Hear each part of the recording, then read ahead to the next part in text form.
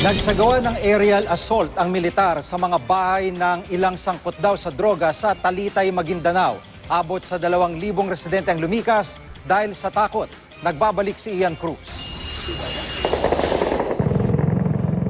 Literal na nagpaulan ng bala ang isang helicopter ng Philippine Air Force sa isang bahagi ng Talitay, Maguindanao.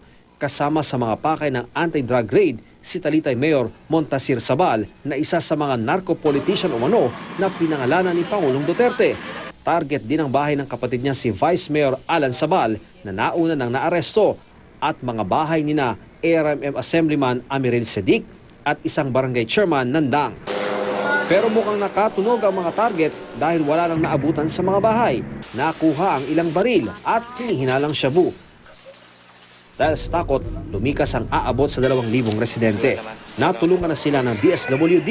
Kung pwede lang, pwede na maglikas yung mga militar kasi natakot kami. Tumangging magbigay ng pahayag ang PNP ARMM at 6th Infantry Division ng Philippine Army habang patuloy ang operasyon. Patay naman sa pamamarilang user at pusher umano ng droga sa Pasay. Hindi patukoy ang mga salarin at motibo sa pamamaril. Pero paniwala ng mga opisyal ng barangay, may kinalaman ito sa droga.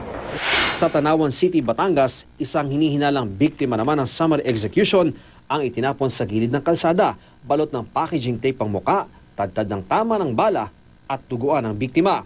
Nakasabit pa sa kanyang dibdib ang karatulang, "Huwag tularan, pusher ako."